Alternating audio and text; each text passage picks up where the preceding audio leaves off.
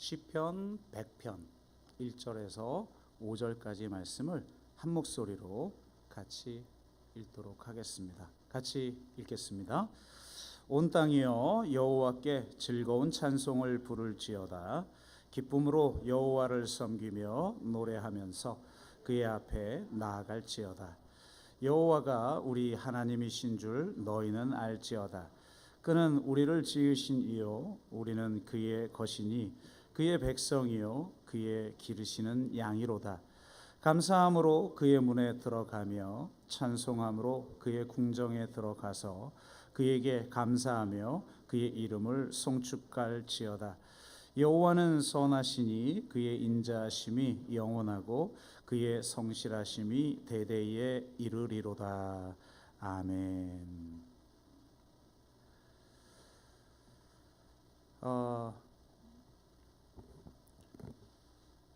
4절 말씀을 보니까 감사함으로 그의 문에 들어가며 찬송함으로 그의 궁정에 들어가서 그에게 감사하며 그의 이름을 송축할지어다, 이렇게 고백하고 있습니다. 하나님의 궁정에 들어갈 때 반드시 가져야 할 것이 바로 감사함이라는 걸 노래하고 있습니다. 하나님의 궁정에 들어가는 열쇠가 바로 감사인 것이죠. 더 큰 은혜가 되는 것은 바로 이 열쇠조차도 하나님이 주시는 선물이라는 것입니다. 감사할 건 하나도 없는데 내가 의지적으로 막 감사하면 궁정에 들어갈 자격이 있는 것이 아니라 감사할 수밖에 없는 은혜를 우리에게 선물로 주심으로 감사함으로 그의 궁정에 들어가도록 하시는 분이 우리 하나님이신 줄로 믿습니다. 그래서 시편 기자는 이렇게 노래하죠. 3절 그는 우리를 지으신 이요 우리는 그의 것이니 그의 백성이요 그의 기르시는 양이로다. 6절 여호와는 선하시니 그의 인자하심이 영원하고 그의 성실하심이 대대에 이르리로다. 이렇게 노래하고 있습니다. 이렇게 노래할 수밖에 없는 경험을 우리에게 주심으로 하나님 앞에 감사하게 하고, 그 감사를 드린다고 해서 하나님이 감사를 그저 자기 것으로 취하는 게 아니죠. 마치 수증기가 바다에서나 강에서 하늘로 피어오르지만 그게 그 수증기를 피어오르게 하는 태양까지 다다르는 것이 아니라 하늘에 머물다가 다시 이 땅에 비로 내리듯이 우리가 올려드리는 감사가 더 감사할 만한 열매를 맺도록 그렇게 은혜의 순환을 우리에게 선물로 주시는 분이 하나님이신 줄로 믿습니다. 그래서 오늘 그런 또 감사의 삶을 어떻게 살아갈 것인지에 대한 이야기를 좀 간단하게 나누도록 하겠습니다. 이전에 우리가 감사의 비법들 나눴던 것들을 좀 정리하는 시간을 갖도록 하죠. 어제 우리 청년 지역이 저를 좀 보자고 그래서 저는 자체 프로그램에 잠깐 대화하는 거로만 제가 이렇게 이해하다가 또 저를 위한 특별한 시간을 서비스로 이 청년들이 내주셨더라고요. 저랑 친해지고 싶다고. 그래서 9시 넘어서까지 이렇게 대화를 깊이 있게 또 친밀하게 나누다가 선교 준비할 시간이 좀 많이 부족했습니다. 저는 아주 의도적으로 토요일 날 잡지 않았을까, 덜 준비하게 해서 짧게 끝나게 하려는 그런 전략이지 않을까, 이런 생각도 해보게 됐는데요. 전략이 통했습니다. 어쨌든 간단하게 우리가 그동안 나눴던 걸 좀 이렇게 정리해보고 같이 기도하도록 하겠습니다. 가장 중요한 건 이제 감사는 습관이기 때문에 늘 적용을 해야 되거든요, 삶에. 그래서 제가 우리 성도님들께 소개한 것이 바로 구나 겟지 감사라고 하는 공식입니다. 이게 감사의 공식이에요. 저는 삶 속에 어떤 일이 벌어질 때마다 즉흥적으로 적용합니다. 구나 겟지 감사. 구나는 뭐냐? 사실을 있는 그대로 받아들이는 훈련입니다. 사실을 있는 그대로 받아들이는 게 여러분 사실 쉽지 않습니다. 왜냐하면 우리는 빛의 속도로 사물을 항상 헤아리고 판단하고 정죄하거든요. 그게 인간의 이성의 작동 방식이기 때문에 그렇습니다. 그것을 벗어나 사실을 사실대로 본다? 쉽지 않고, 그것은 오직 하나님을 전적으로 신뢰하는 사람, 내가 어떤 판단을 하든, 내가 어떤 상황을 부정적으로 판단하든 긍정적으로 판단하든 하나님의 인도하심을 신뢰하는 사람은 그런 것과 상관없이 어떤 순간에든 사실을 있는 그대로 받아들이고 수용하고 상황과 싸우지 않고 그 속에서 하나님의 뜻을 이루어 간다는 말이죠. 제가 이런 이야기를 소개한 적이 있습니다. 광수생각이라는 만화를 책을 한번 본 적이 있는데 거기서 이런 얘기가 나오더라고요. 지난주 입시였으니까 입시 얘기를 좀 하자면 우리 때 시대 때는 그런 어떤 징크스 같은 게 있잖아요. 시험을 앞두고 하지 말아야 될 것. 그래서 뭐 미끄러졌다 이런 단어를 써서도 안 되고 미역국을 먹어서도 안 되고 선물할 때도 포크를 해서 잘 찢게 만들고 망치를 주면 안 되죠. 망치니까. 그러니까 이게 이런 어떤 징크스가 있잖아요. 우리 시대 때는 그랬거든요. 그 시대의 만화인 거죠. 이 주인공이 뽀리인데 뽀리가 입시를 앞두고 있어요. 그러다가 빙판길에서 미끄러져 넘어집니다. 그러니까 친구가 아이고 너 미끄러졌구나 이 얘기를 해버린 거예요.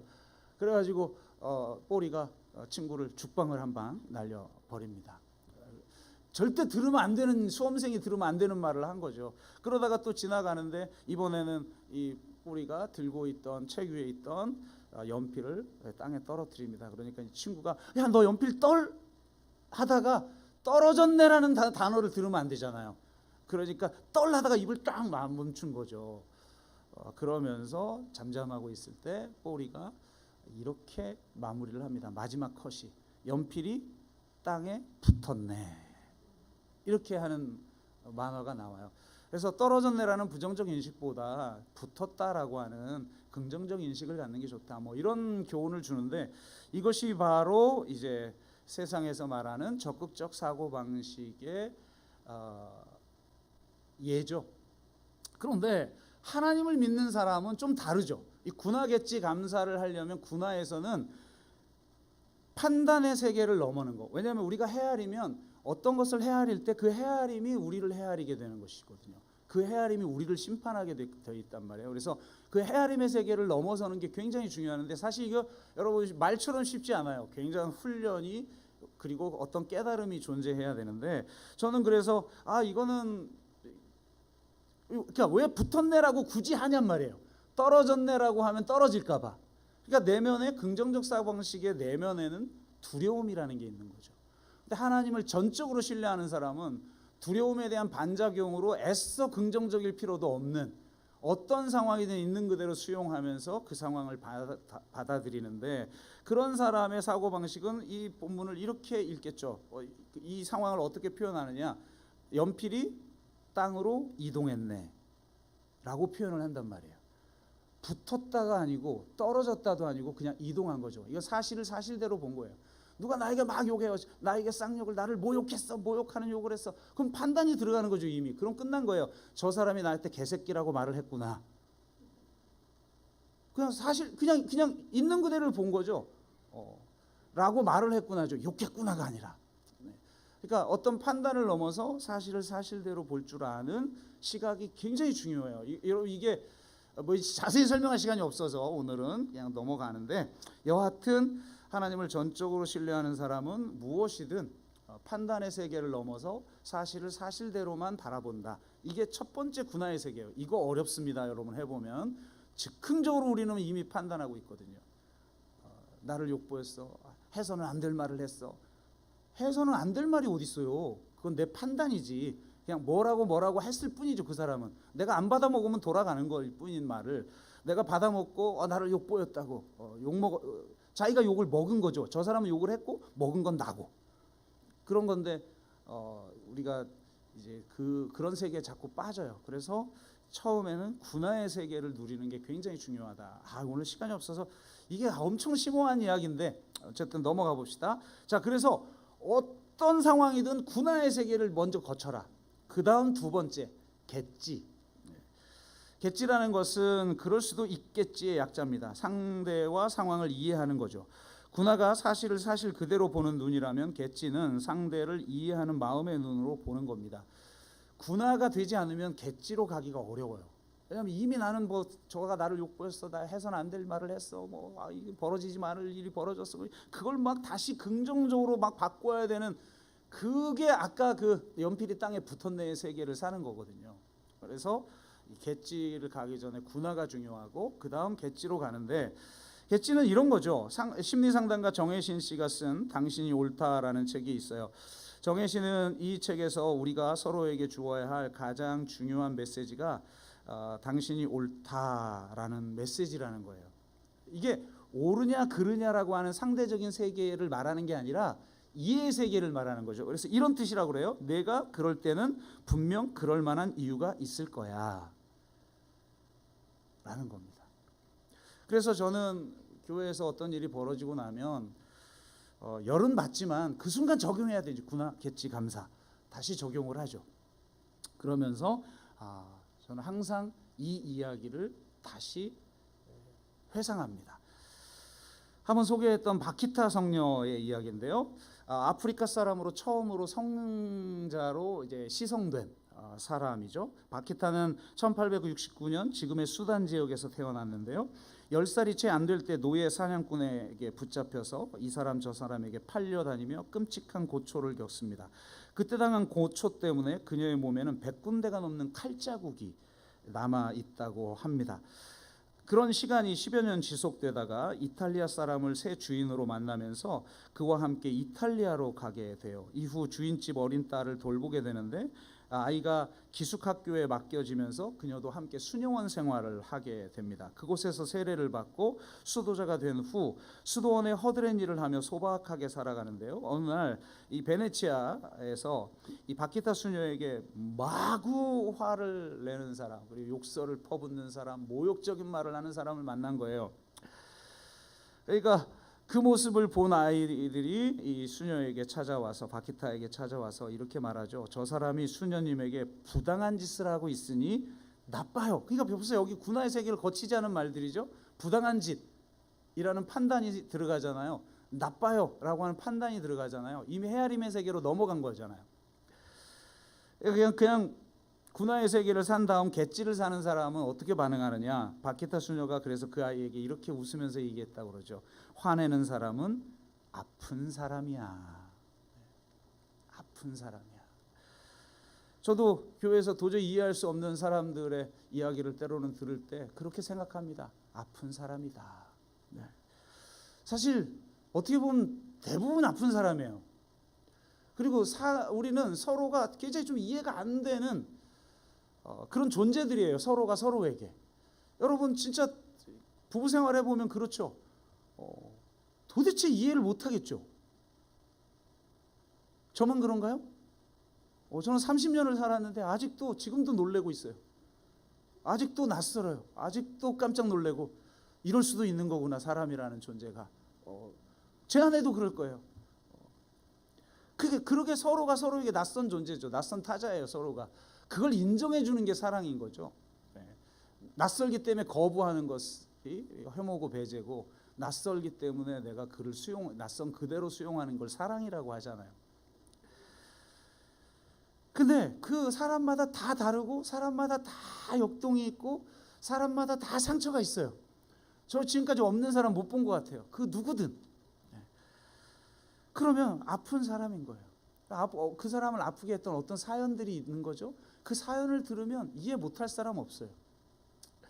그래서 그 사람 아픈 사람이구나.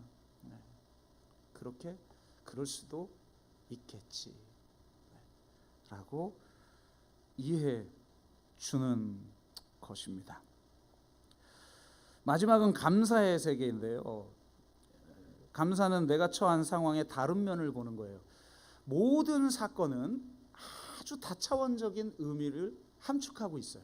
근데 우리는 어떤 한 측면만 잘라서 거기에 집중하고 집착하느라고 다른 면을 보지 못해요.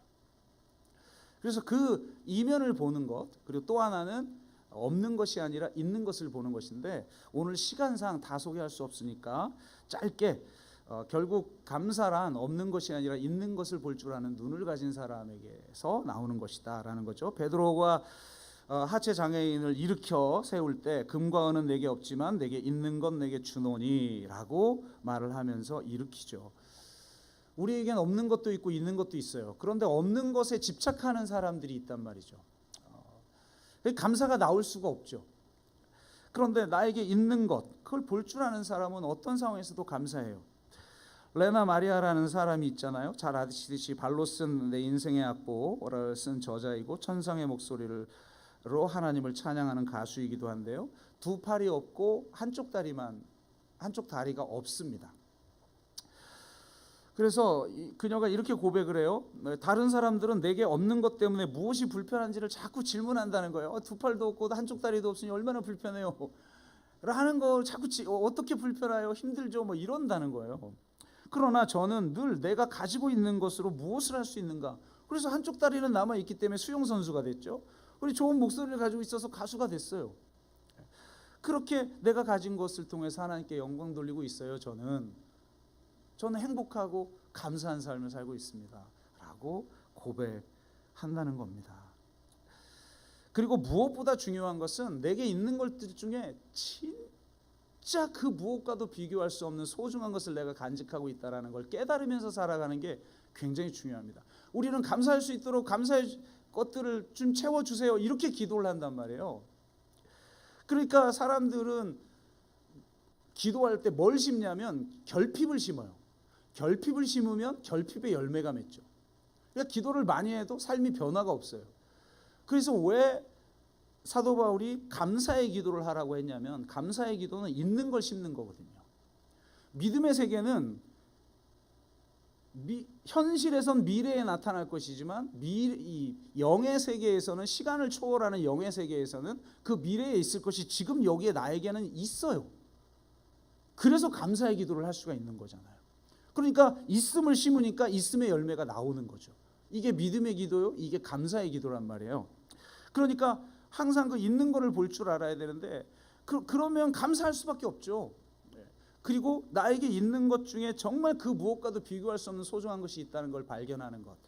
제 아내가 이번에 태국 국경지에 다녀와서 교회 방문하고 그 영상을 저한테 먼저 보여줬었는데 그때 발표할 때도 그 얘기를 했나 모르겠는데 저한테 그런 얘기를 하더라고요. 거기서 천국은 마치 밭에 감추인 보와 막 부르는데 한국어로 나오는 찬양을 틀어놓고 거기서 그 미얀마 국경지대, 태국 국경지대죠. 태국 내에 있고 미얀마에서 올라온 난민들이 모여서 찬양을 하는데 한국어 노래를 부르고 찬양을 하잖아요. 제 아내가 그랬다고 그래요. 처음에는 정말 모든 걸 잃어버리고 또 피난 오는 중에도 내 옆에 아버지가 폭탄에 맞아서 그냥 몸 자체가 그냥 찢겨지는 걸 목격하고 뭐 그런 사람들, 그 너무나 가진 것도 아무것도 없이 난민의 자격을 갖출 수도 없어서 난민에게 주는 그 도움도 받을 수 없는 사람들이 모여서 그래 너무 어려우니까 힘드니까 저거라도 붙잡아야지 하면서 저렇게 찬양을 하겠구나라는 생각으로 그 장면을 목도했는데 그게 아니었다는 거예요. 가진 게 하나도 없고 너무 힘드니까 신앙이라도 붙잡아야지가 아니라 천국은 마치 밭에 감추인 보화구나. 이 세상 그 무엇으로도 비교할 수 없는, 사도 바울의 용어로 말하면 예수를 아는 지식이 가장 고상한 줄 알아. 나머지가 내가 가지고 있는 지식, 재산, 신분, 업적 그 모든 게 다 배설물처럼 여길 정도의 그 보화를 내가 가지고 있다는 거예요. 그래서 저것 때문에 찬양할 수 있고 저것 때문에 능히 고난을 이기고 심지어는 고난을 자처하여서 여기서 교회에서 하는 신학교 코스를 마치고 나면 다시 미얀마 그 핍박의 땅으로 돌아가서 복음을 증거하려고 하는 사람들이 부르는 찬양이었단 말이에요.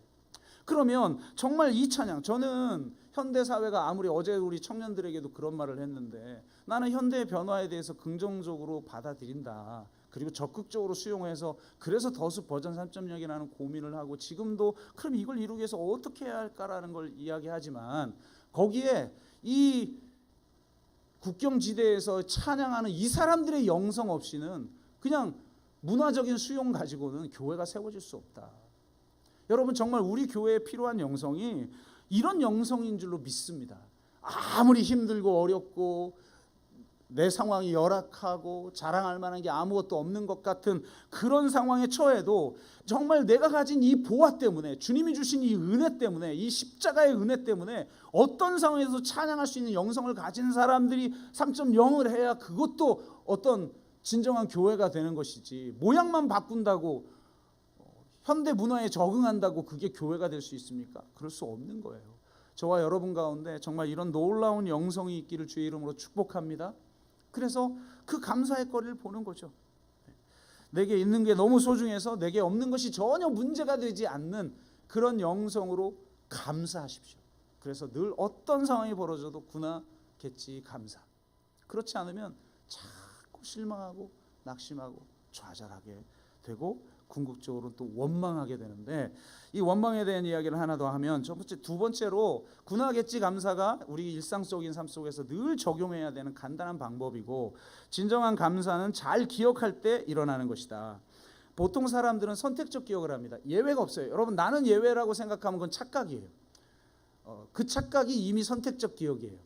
인간의 심리학에서 이미 밝혀낸 거예요. 인간은 내가 겪은 사건의 총체를 기억하는 게 아니라 내가 기억하고 싶은 것만 기억하는 거예요. 그래서 내가 기억한 것들을 이어서 내 인생의 스토리를 만드는 거죠. 신앙을 가졌다라는 건 내가 생각한 내 인생의 스토리가 바뀌는 거예요. 십자가를 경험했더니, 하나님을 만났더니 내 인생 살아왔던 인생이 다시 보이는 거죠. 그래서 내 인생의 스토리가 다시 차차차차 다시 쓰이는 거예요.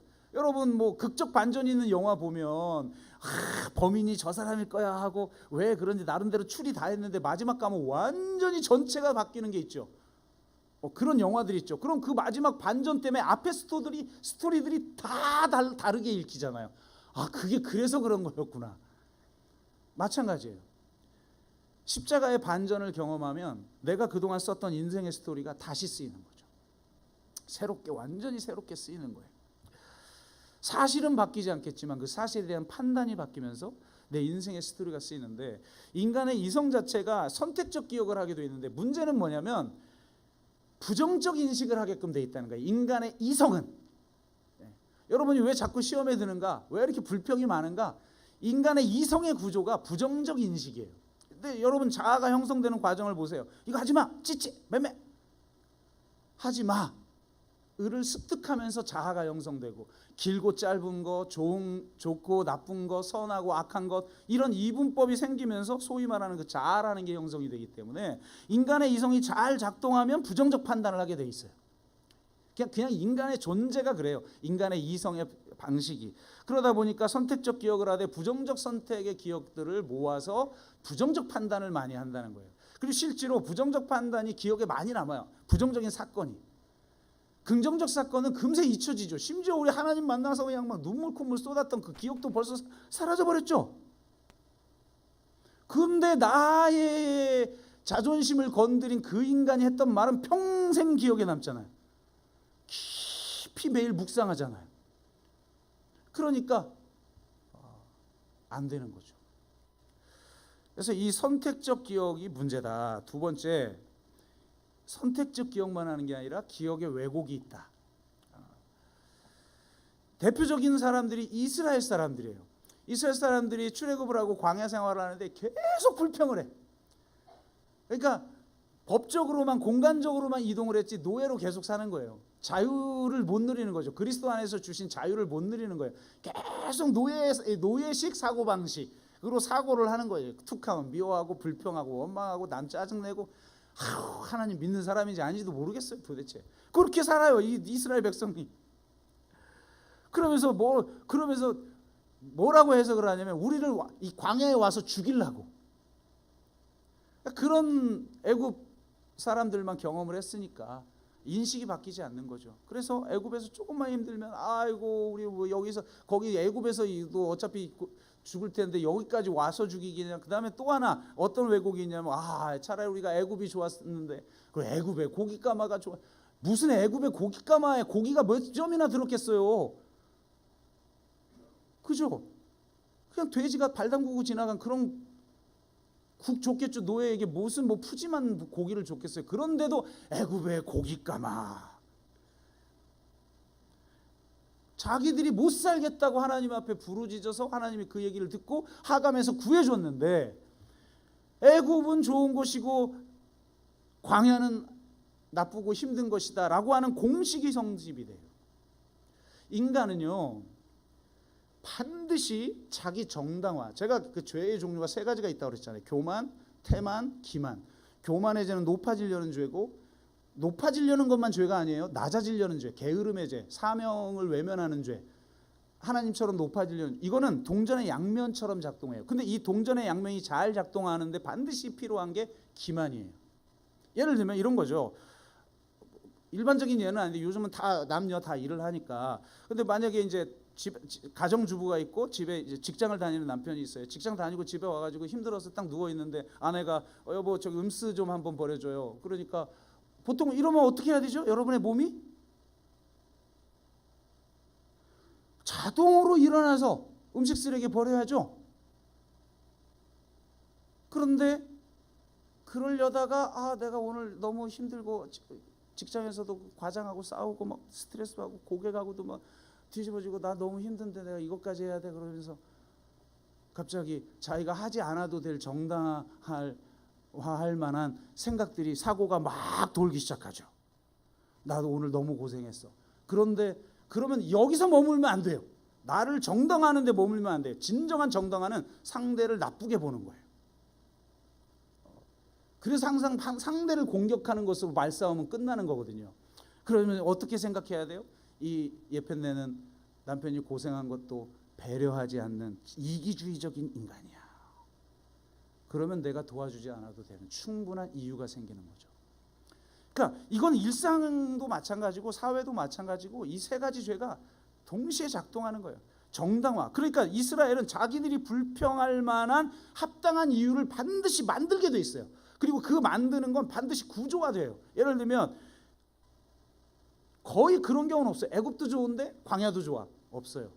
광야가 좋으면 애굽은 나쁘고, 애굽이 좋으면 광야가 나쁘고. 근데 이스라엘 백성들은 차라리 애굽이 좋았어요. 기억의 왜곡. 자기들이 못 살겠다고 부르짖어서 꺼내줬더니 이제는 애굽이 좋다는 거예요. 그럼 당연히 광야는 안 좋죠. 이 구도 속에서는 불평이 나올 수밖에 없어요. 이 구조가, 이 사고 구조가 바뀌어야죠. 애굽은 우리가 벗어나고 싶었던 나쁜 곳, 광야는 하나님의 그 선물, 그 약속을 향해 나아가는 과정, 연단의 과정이야. 그러면 감사할 수밖에 없죠. 그래서 우리가 삶 속에서 감사할 수 있는 건요, 내 인생의 스토리로 인생을 바라볼 때, 하나님이 우리가 죽겠다고 했는데 애굽에서 우리를 건져내셔가지고 지금 광야를 거쳐서 이제 약속의 땅 가나안으로 가게 될 거야.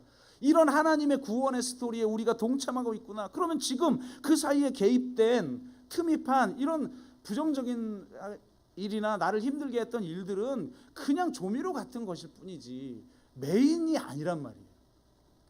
그러니까 내 삶을 통해서 역사하시는 하나님의 구원의 스토리가 있는 사람과 없는 사람은 천지 차이예요. 삶이. 그러면 그 뜻을 이루기 위한 것으로 현재 사건을 바라보고 과거도 그런 역사를 이어가기 위한 하나님의 구원의 역사, 구원의 은혜, 구원의 선물로 주신 삶이 내 삶이다라고 받아들이게 되는데, 그렇지 않으면 아이고 애굽이 좋은 것이고 증폭시키는 거죠. 조금 좋은 게 있었겠죠, 지금 광야보다. 근데 우리는 백에 하나 좋은 게 있으면 그거를 증폭시켜서 애굽은 좋은 거. 광야는 구름 기둥, 불 기둥으로 인도를 하시죠. 만나와 메추라기가 막 생전 먹어보지도 못한 음식 있죠. 그래도 소용없어. 안 좋은 게 있으면 그거 하나가 막 쫙 증폭돼 가지고 광야는 나쁜 것, 애굽은 좋은 것이 돼버리니 원망이 나올 수밖에 없죠. 근데 문제는 그 원망을 해결하지 못한 사람들은 가나안에 한 명도 못 들어갔다는 거예요. 그래서 잘 기억하는 싸움이 너무나 중요하다. 영성생활에서. 그래서 그 기억의 결과가 감사인 사람은 잘 기억한 거예요. 그런데 그 기억의 결과가 불평인 사람은 이런 왜곡 속에서 자기 정당화에 빠져 불평하고 원망하고 미워하고, 그걸 정당화하려면 더 그 사람이 나빠야 되고. 사실 우리가 미워하는 사람이 그렇게 대단히 나쁜 인간도 아니에요. 근데 남편도 지금 고려도 안 하고 그냥 힘도 죽겠는데 음스 버리라고 한 나쁜 인간으로 만들어야 내가 정당하니까. 그거를 벗어나서 내 삶 속에서 정말 감사한 그런 저와 여러분 되시길 주의 이름으로 축복합니다. 별로 아멘도 안 나오는 거 봐. 잘 기억하세요. 기억의 싸움에 승리해야 감사하다. 자, 마지막은 하나님의 선물, 나에게 주어진 모든 순간, 모든 삶, 내가 가지고 있는 모든 것들이 하나님의 선물이라는 거예요. 고린도전서 4장 7절, 누가 너를 남달리 구별하였느냐? 내게 있는 것 중에 받지 아니한 것이 무엇이냐? 내가 받았은즉 어찌하여 받지 아니한 것 같이 자랑하느냐? 여러분, 은혜의 세계를 사는 사람과 율법의 세계를 사는 사람의 가장 결정적 차이가 뭐냐면, 율법의 세계를 사는 사람은 자랑합니다. 내가 노력해서 이번에 시험 잘 봤어. 내가 노력해서 승진했어. 내가 노력해서 대기업 갔어. 내가 노력해서 회사가 잘 됐어. 사업이 잘 됐어. 받지 않은 게 있을까요? 제 인생을 좀 살아보니까 열심히 노력하는 것도 기질이더라고요. 똑똑한 것도 기질이고. 그런데 따지고 보면 받지 않은 게 없어요. 내 기질도 받은 것이고, 내 부모도 뭐 받은 것이고, 여러분이 좋아하든 좋아하지 않든 다 받은 거. 제가 책을 4권이나 여기 개척하고도 4권이나 썼지만 솔직히 뭐 다 받은 것이지, 누군가의 지식을 빌려온 것이고 그걸 조합한 것이지, 뭐 제가 막 무에서 유를 창조한 겁니까? 다 받은. 그런데 뭐 좀 뭐가 창의적으로 좀 바꾸고 뭔가 했죠. 그런 능력도 나는 받은 거지, 뭐 제가 노력해서 창의적이 된 게 아니에요. 이러면 내가 굉장히 창의적 인간이라고 자랑하고 있는 것 같은데. 그러니까 이게, 저는 객관적으로 제가 똑똑하다고 생각하거든요. 공부 잘하는 똑똑함 말고. 근데 이게 그냥 받은 거지, 내가 노력해서 내가 뭐 잘나서 그냥 이런 존재로 난 태어난 거예요. 그냥 부모 잘 만나서. 또는 물론 또 부모 못 만나서 그냥 박 터지게 고생했지만, 좋은 것은 나쁜 것은 그냥 감사로 받을 수 있는 거죠. 그러니까 다 선물이구나. 그래서 감사하다의 반대말은 당연하다. 당연하게 여기는 게 율법의 세계고 자랑의 세계. 자랑과 당연함, 이게 율법의 핵심이에요.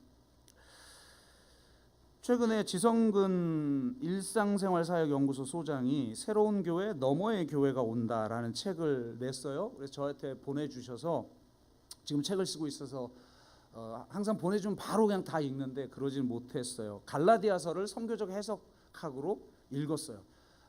그걸 받아보고 얇더라고요. 이런 책을 선택했어야 되는데 저는 28장 마태복음을 선택하는 바람에 지금 아주 죽겠습니다. 아무리 줄여도 줄지가 않으니까 28장을 다뤄요. 여기 갈라디아서는 6장이잖아요. 그래서 책이 얇아요. 그래서 제가 결론부부터 한번 어떤 결론을 내시나 하고 쫙 결론부를 봤는데, 갈라디아서의 구조상 마지막 결론 6장에 어떤 결론이냐, 교회란 성품의 공동체다를 사도 바울이 말하고 있다는 거예요.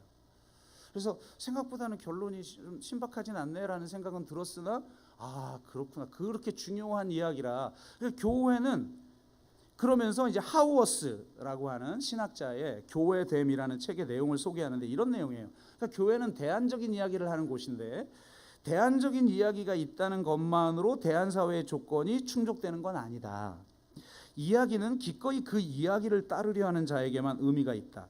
비판가들이 기독교 역사를 통해 그리스도인의 성숙이 드러나지 못했다고 반박하는 이유가 바로 이것이다. 진리를 아는 것보다 중요한 것은 진리의 실현이다. 그러면서 이렇게 말을 해요. 성품의 개발은 우리가 지닌 내러티브 안에 들어가 살기를 배워갈 때 가능하다. 그러니까 교회라는 건 뭐냐면 하나님의 구원의 내러티브가 있잖아요. 내러티브, 그러니까 구원의 이야기. 그 구원의 이야기로 뛰어들어서 그 이야기를 지금 여기에 살아내는 거예요. 그러니까 저는 이거를 즉흥 연기다, 이렇게, 교회란 성경이라는 연극 대본을 가지고 즉흥 연기를 하는 연극단이다. 이게 교회의 정체성이죠. 하나님의 구원의 이야기를 모르면 어떻게 살아야 될지 모르는 거예요. 그러니까 종교 생활은 하지만 구원 생활은 못하는 거예요. 사명은 감당하지 못하고 그냥 와서 예배드리고 끝인 거죠. 내 삶이 바뀌질 않아요. 근데 교회란 사실은 이 구원 이야기에 뛰어들어서 구원 이야기를 살아내는 거라는 거예요. 이를 위해서 구체적인 시간과 공간으로서의 공동체, 교회가 필요합니다.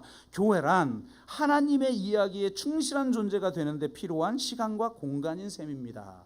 그러니까 그 이야기를 내가 살아내도록 할 수 있는 시간과 공간의 역할이 바로 교회다라는 거예요. 그래서 그걸 통해서 하나님의 성품으로 바뀌는 성품의 공동체다. 아무리 위대한 이야기 말해봤자 성품이 바뀌지 않는 한은 끝난다. 그런데 성품의 핵심이 뭐냐가 제가 이제 소개하려고 하는 거예요. 이 갈라디아서 6장에 두 개의 문제가 나오는데, 하나는 문제를 일으킨 성도를 어떻게 다루느냐, 그리고 두 번째는 재정적인 문제를 어떻게 해결하느냐, 그리고 재정적 헌신을 어떻게 할 것인가 라고 하는 두 개의 문제를 다루는데, 이거의 핵심이 뭐냐, 문제 있는 사람을 우리가 잘 다룰 수 있는, 소위 회복적 정의로 만약에 다룰 수 있는 그 근본적인 힘이 어디서 나오느냐, 내가 받은 구원이 하나님의 선물이라는 걸 아는 사람만 상대를 용서할 수 있고 회복적 정의로 나아갈 수 있다는 거예요. 내가 노력해서 내가 잘나서 주어진 것이 아니라 그냥 전적인 하나님의 사랑 때문에 내가 용서받고 내가 하나님의 자녀가 되고 이런 하늘의 은사들을 충만하게 누리고 하나님의 인도하심 속에 살아가는 그 하나님의 선물을 누린 사람이구나, 그렇게 생각하는 사람만 상대를 수용할 수 있다는 거예요.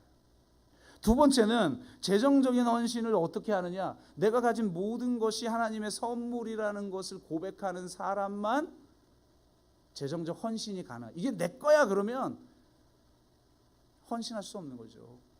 잠깐 시에는 베풀 수가 있겠죠. 왜? 시에는 베푸는 동안 내가 잘나지니까. 그런데 내 것을 내 것이라고 여기지 않을 수는 없는 거예요. 근데 기독교는 내 것을 내 것이라고 여기지 않게끔 만드는 힘이 있잖아요. 그게 뭐냐? 하나님의 선물이구나. 이게 내가 용서받고 내가 구원받은 것도 전적인 하나님의 선물이고 내가 누리고 있는 모든 것도 하나님의 선물이구나라는 것을 고백하는 사람만 재정적 헌신이 가능하다는 거예요. 그래서 이게 중요한 거죠. 성품의 공동체의 핵심에 뭐가 있냐? 하나님의 선물을 받아 누리는 사람인가 아닌가. 여러분, 여러분의 존재가 하나님의 선물인 줄로 믿습니까? 아멘. 그걸 경험하고 나니까 막 여러분 스스로가 두고 보기에도 아까운 막 너무 아름답고 소중한 존재처럼 여겨지잖아요. 나만 그런가? 저 진짜 열등의식 때문에 하여튼 진짜 자살도 하려고 그러고 막 청소년 시절, 청년 시절을 암울하게 보냈던 사람인데, 예수 만나고 나니까 겉은 별로 별 볼 일 없지만 내 존재 자체가 너무 아름다운 거예요. 근데 내 존재가 너무 아름답고 소중한 존재로 받아들이니까 얼굴도 좀 변하던데. 제가 옛날보다는 좀 보기 좋게 변한 거예요. 이 정도가. 그래도 옛날에 사진 제 아내가 주민등록증 보고 나서 푸하 막 웃었어요. 이렇게 웃기게 생긴 존재가 있나 하고 막 웃었을 정도로 제가 그렇게 생겼던 사람인데, 그나마 예수 믿고 조금은 외모도 좀 바뀌었어요. 여하튼 하나님의 선물로 받아들일 줄 아는 사람만 감사할 수 있습니다. 아멘. 여러분, 이 더숙 공동체도 하나님의 선물이고 옆에 앉아있는 사람도 선물이고 내 남편 내 아내도 선물이고 내 자식 문제 많아가지고 속 썩지만 선물이고, 그걸 감사함으로 받아들일 때 그 감사가 도리어 능력으로 나타나 삶 속에서 하나님께 영광 받을 만한 그런 삶으로 변화되는 줄로 믿습니다. 말씀을 마칩니다. 우리 모두 감사함으로 하나님의 궁정에 들어가시길 바랍니다. 내 영혼이 은총 입어 중한죄짐 벗고 보니 내 주 예수 계신 그곳이 그 어디나 하늘나라라고 고백하는 사람들이 우리 그리스도인이어서 어떤 상황에서도 하늘나라에 살아가는 그런 사람인 줄로 믿습니다. 우리 함께 찬양하고 같이 한번 기도하겠습니다. 은혜 찬양하고요. 제가 바로 축도하고 마치도록 하겠습니다.